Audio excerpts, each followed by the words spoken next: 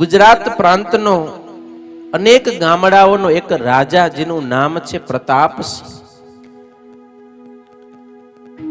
એની પાસે મોટું રાજ્ય હતું, સુખ વૈભવ ઘણો હતો, છતાંય પણ એને આંતરિક રીતે સુખનો અનુભવ નહોતો થતો. બધી સુખ સાહેબી સુવિધા હતી, પણ અંતરમાં સતત ઉદ્વેગ રહ્યા કરતો. એટલે એક વખત સાચા સુખને મેળવવા માટે ઘર સંસારને છોડીને ચાલી નીકળ્યા છે. અનેક તીર્થોમાં એવા કોઈ સદગુરુ મળે કે જે મને ભગવાન ભેટાડી દે, એવા સદગુરુની શોધ કરતા કરતા એ જગન્નાથપુરીના ચક્ર તીર્થમાં આવ્યા છે. અને અહીં કને એક મુક્ત અને મુમુક્ષુનું અદ્ભુત મિલન થયું છે. એક એવા મુક્ત છે કે જે ભગવાનને મેળવી ચૂક્યા છે, અને એક એવા મુમુક્ષુ છે કે જેને ભગવાનને મેળવવા છે. આવા મુક્ત અને મુમુક્ષુનો જ્યારે મિલાપ થાય ને, ત્યારે જગતના અનેક જીવોનું કલ્યાણ થાય છે. પરમ ભાગવત સુરત મુનિ અને પરમ મુમુક્ષુ પ્રતાપસિંહ રાજા એમને શરણે આવ્યા છે.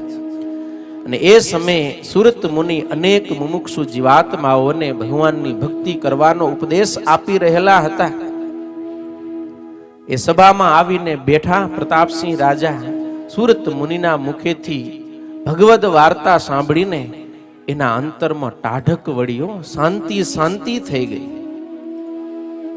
અને ત્યારે પ્રતાપસિંહ રાજાને થયું કે આ જ સદગુરુ સંત છે કે જેની હું શોધ કરું છું. આ સંતનું જો હું શરણો સ્વીકારીશ ને, તો મને ચોક્કસ ભગવાનની પ્રાપ્તિ થશે. એમાં વિચાર કરી અને જ્યારે સભા પૂરી થઈ, ત્યારે સુરત મુનિને શરણે આવી બે હાથ જોડી નમસ્કાર કરીને કહેવા લાગ્યા છે, મુનિવર્ય પ્રપન્નોસ્મિ ત્વામહં સાધુ લક્ષણમ મુચ્યેય સંસ્કૃતેર્યેન તન્મે ત્વં વક્તુમર્હસી, તન્મે ત્વં વક્તુમર્હસી. હે મુનિવર, પ્રપન્નોસ્મિ, હું તમારે શરણે છું. આપ કેવા છો? સર્વે સાધુ ગુણથી યુક્ત છું. હું તમારે શરણે આવ્યો છું. આ જન્મ મરણ રૂપ સંસ્કૃતિ કઈ રીતે છૂટી શકાય એનો આપ મને કંઈક ઉપાય બતાવો. કેવો પ્રશ્ન પૂછ્યો છે કે જન્મ મરણ થકી કઈ રીતે છૂટી શકાય, આ જન્મ મરણની જે રીતે નિવૃત્તિ થાય ને, એનો તમે મને ઉપાય બતાવો. અને આ પ્રશ્નથી જ સુરત મુનિને ખબર પડી ગઈ કે આ ખરેખર મુમુક્ષુ છે, કે એને ભગવાન પ્રાપ્તિની ઝંખના છે. એણે સંત પાસે આવીને બીજા કોઈ લૌકિક પ્રશ્ન નથી કર્યા, બીજી કોઈ માંગણી ન કરી, આ સંસાર કેમ છૂટે એવી વાત કરી. અને ઘણી વખત આપણે સંતો પાસે કે ભગવાન પાસે જઈને સંસારની જ વસ્તુઓ માંગી, એ મુમુક્ષુતા નથી. આ રાજા હતા, એની પાસે બધું હતું, પણ એમાં એને સુખ ન મળ્યું. ત્યારે એને છોડી અને ભગવાનનું શરણું લીધું, સંતનું શરણું લીધું. સુરત મુનિ ખૂબ પ્રસન્ન થયા અને કહેવા લાગ્યા છે કે હે રાજન, સર્વે સુખનું મૂળ તો ભગવાન શ્રી કૃષ્ણની ભક્તિ છે. શું કીધું? સર્વ સુખનું મૂળ ભગવાન શ્રી કૃષ્ણની ભક્તિ છે. ભગવાનની ભક્તિ કર્યા વિના ક્યારેય કોઈ જીવાત્માને શાંતિ થતી નથી, સુખ મળતું નથી. માટે આપ દરરોજ ભગવાન જગન્નાથના દર્શન કરી એની નવધા ભક્તિ કરો. સુરત મુનિના કહેવા પ્રમાણે એ પ્રતાપસિંહ રાજા ભગવાનની ભક્તિ કરવા લાગ્યા છે.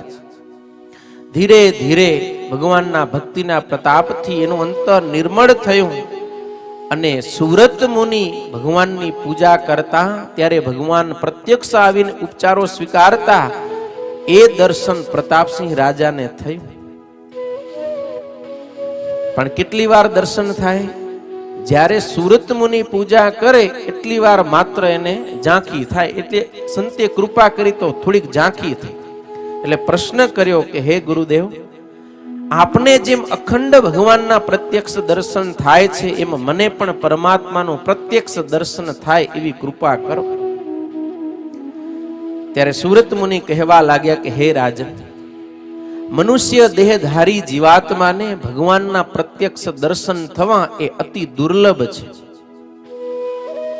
ભગવાનની કૃપા વિના એ શક્ય નથી. રાજન, તમને થોડું મોડું થયું.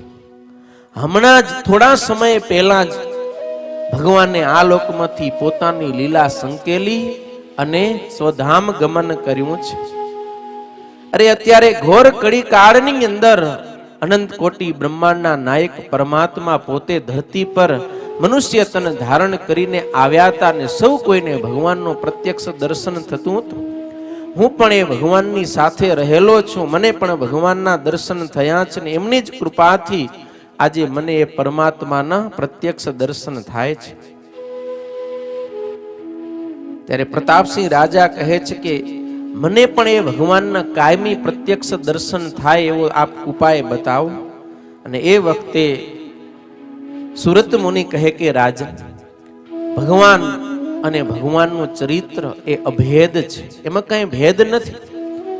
ભગવાનના તમને દર્શન થાય એના માટે એ ભગવાન સ્વામિનારાયણના જન્મથી આરંભી અને અંતરધાન સુધીના ચરિત્ર હું તમને સંભળાવું છું, સાંભળો.